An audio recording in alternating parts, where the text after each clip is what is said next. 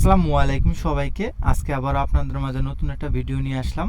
আজকের ভিডিওটি বিষয় হচ্ছে আমার স্ক্রিনে দেখতে পারছেন এখানে লোগো ডিজাইনটা, এখানে আর ইউ দিয়ে দুইটা টেক্সট দিয়ে একটা লোগো ডিজাইন করা হয়েছে।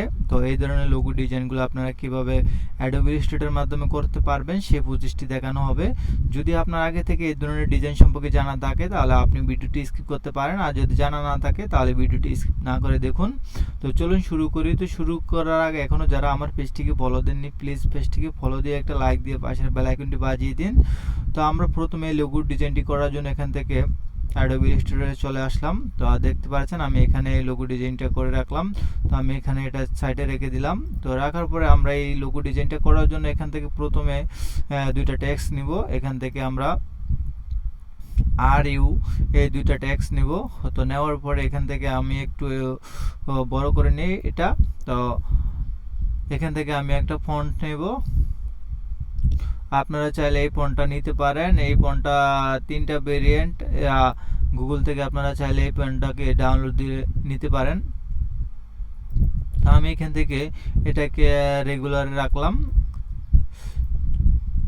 তো রাখার পর এখন আমরা এই টেক্সটটাকে এখান থেকে মাউসের রাইট বাটন ক্লিক করে এখান থেকে ক্রিয়েট আউটলাইন করে নেব। তো নেওয়ার পরে আবারও ক্লিক করে এখান থেকে আনগ্রুপ করে নেব। তো নেওয়ার পরে এখন আমরা মাউসটাকে ড্র্যাগ করে এভাবে নিয়ে আসবো, এখানে সুন্দরভাবে বসিয়ে দেব। আমরা অল্টার আর শিফটটাকে ধরে রেখে একটু বড় করে নেব এটাকে।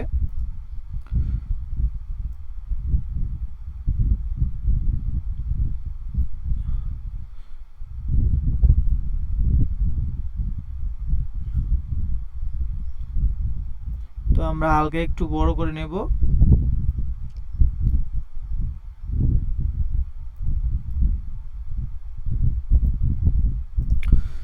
তো এভাবে বসানোর পরে আমরা এখন দুইটাকে সিলেক্ট করব। দুইটাকে সিলেক্ট করে আমরা এখান থেকে চলে যাব অবজেক্ট থেকে এখান থেকে চলে যাব পাথ, এখান থেকে অফসেট পাথে ক্লিক করব।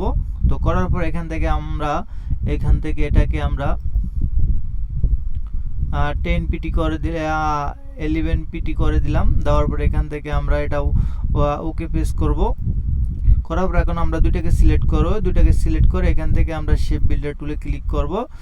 শেপ বিল্ডার টুলে ক্লিক করার পর এখান থেকে আমরা অল্টার প্রেস করে এগুলাকে মাইনাস করে দেব। অল্টারটা প্রেস করে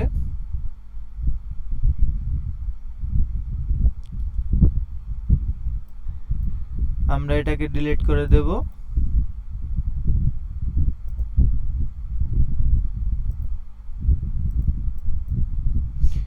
এটাকে এভাবে ড্র্যাগ করে দেব, এটাকে ডিলিট করে দেব। এখান থেকে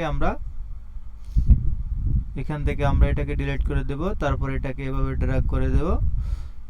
তো দেওয়ার পরে দেখতে পাচ্ছেন আমাদের এরকম একটা ডিজাইন তৈরি হয়েছে। এখন আমরা এখান থেকে চলে যাব ইলিপস টুলে। এখান থেকে ইলিপস টুলে ক্লিক করব। এটাকে আমরা ফিলটাকে নান করে দেব, স্ট্রোকটাকে একটু বাড়িয়ে নেব।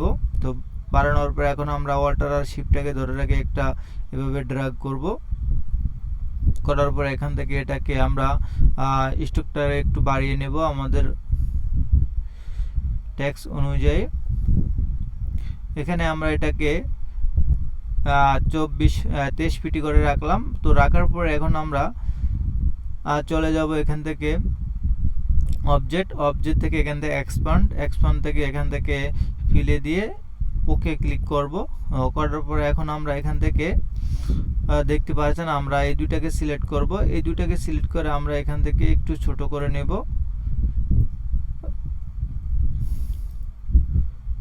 এই দুইটাকে আমরা সিলেক্ট করে আমরা এখান থেকে একটু ছোট করে নেব এটাকে। তো নেওয়ার পর এটাকে আমরা একটু ছোট করে নেব।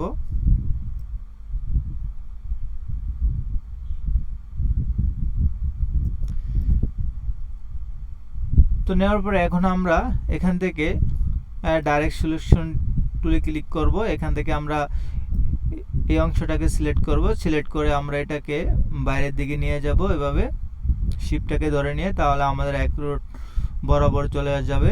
আমরা এটাকে সিলেক্ট করে আবার এটা উপরের দিকে এভাবে ড্র্যাগ করব শিপটাকে ধরে রেখে। এখন আমরা এখান থেকে এই দুইটা অবজেক্টকে আমরা সিলেক্ট করে চলে যাব অবজেক্ট, এখান থেকে পাথ এখান থেকে অফসেট পাতে ক্লিক করব, করার পরে এখান থেকে এটাকে আমরা 10 পিটি করে দিলাম, এখান থেকে ওকে প্রেস করলাম। এখন আমরা সবগুলোকে সিলেক্ট করব, সবগুলোকে সিলেক্ট করে এখান থেকে শেপ বিল্ডার টুলে ক্লিক করব। শেপ বিল্ডার টুলে ক্লিক করে এখান থেকে এটাকে মাইনাস করে দেব, এটাকে মাইনাস করে দেব, এখান থেকে আমরা এটাকে মাইনাস করে দেব,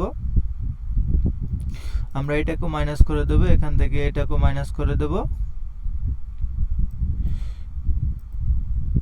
এটাকে আবার এভাবে ড্র্যাগ করে দেব, এখান থেকে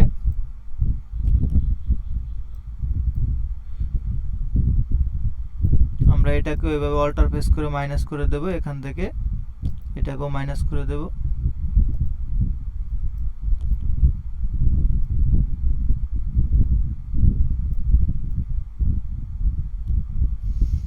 তারপরে এটাকে আমরা এভাবে মাইনাস করে দেব অল্টার প্রেস করে,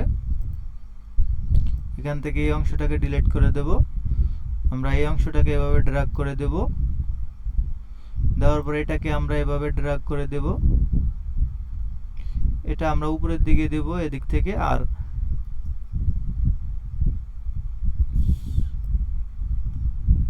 এদিক থেকে আমরা এটা উপরের দিকে দেব। তো দেওয়ার পরে এখন আমরা এই অংশটাকে ডিলিট করে দেব, এই অংশটাকে মাইনাস করে দেব, এখান থেকে আমরা এই অংশটাকে মাইনাস করে দেব, এটাকে আমরা মাইনাস করে দেব, এটাকে আমরা এভাবে ড্র্যাগ করে দেব। তো করার পর এখন আমরা এখান থেকে এটাকে একটা কালার দেব, এখান থেকে আমরা দুটাকে সিলেক্ট করব, সিলেক্ট করে আমরা এটাকে আনগ্রুপ করে নেব।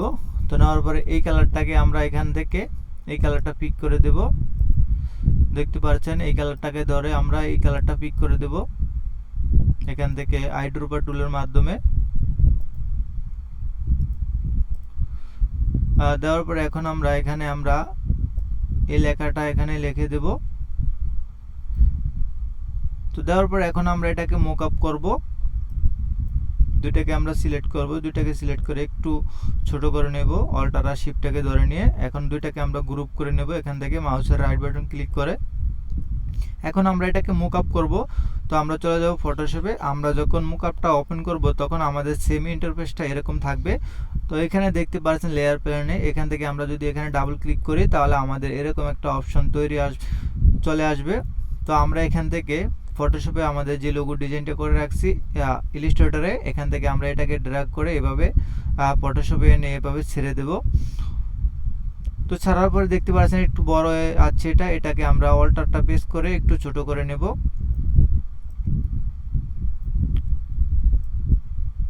তো করার পর এখন আমরা এখান থেকে একটা টিক মার্ক দিয়ে দিব, দেওয়ার পর আমরা নিচে যে চোখের আইকনটা আছে এটাকে আমরা অফ করে দেব। দেওয়ার পরে কিবোর্ড থেকে আমরা এখান থেকে কন্ট্রোল এস প্রেস করব।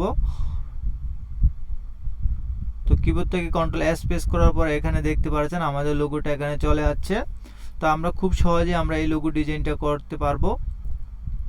তো ভিডিওটি ভালো লাগলে অবশ্যই আমার পেজটিকে ফলো দিয়ে একটা লাইক দিয়ে পাশের বেল আইকনটি বাজিয়ে দিবেন। আজকের ভিডিওটি এই পর্যন্তই, ধন্যবাদ।